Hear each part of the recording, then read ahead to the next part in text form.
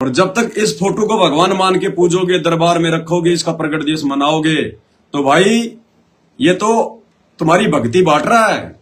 आधी भक्ति तो तुम्हारी ये खा रहा है। जून के महीने में तुम इसको अपना बाप बना लेते हो, 8 सितंबर को इन्हें अपना बाप बना लेते हो, तो तुम्हारे तो दो बाप हो गए, दो बाप।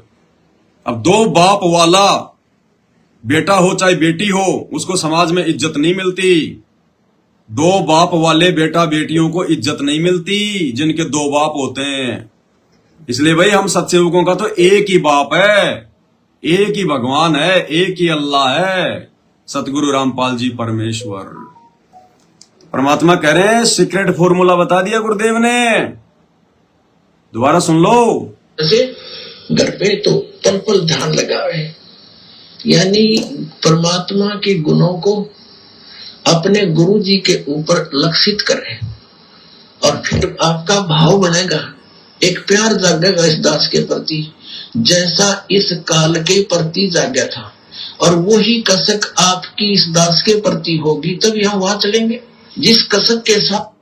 जो कसक सतलोक से नीचे आते समय हमारी इस काल में बनी थी, इस काल के अलावा हमें कोई दूसरा दिखाई नहीं दे रहा था। हमारा सारा ध्यान, हमारा सारा प्रेम, सब कुछ इस शैतान में लग गया, इस काल में लग गया। कुछ दिखाई नहीं दिया, वो भगवान भी दिखाई नहीं दिया हमें, जिस भगवान ने हमारे को पैदा किया, सतलोक में इतने सुख दिए। कबीर जी भी हमारे को दिखाई नहीं दिए, नजर नहीं आए। हमारा सारा प्यार, सारा ध्यान इस काल में लग गया। अब यहां भी ऐसा ही होगा, तब हम सतलोक जाएंगे। अब हमारा सारा ध्यान, सारा प्यार, सारा प्रेम, लगन, समर्पण, सब कुछ अपने गुरुजी में लगाना पड़ेगा। लेकिन 90% संगत साथ में इस फोटो में भी लगा रही है, बराबर 50% अपने गुरुजी में और 50% इसमें, बल्कि फोटो में ज्यादा, क्योंकि फोटो को तो भगवान मान रही है।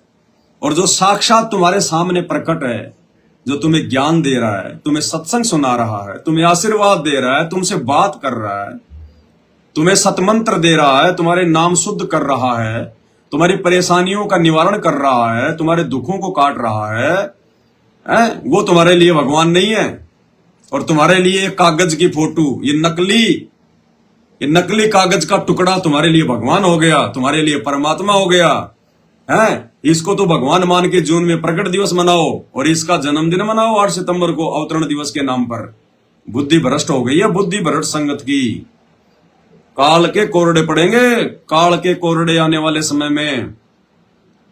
जीवित जग में जूते पड़े और फिर यम फोड़ेंगे छाती।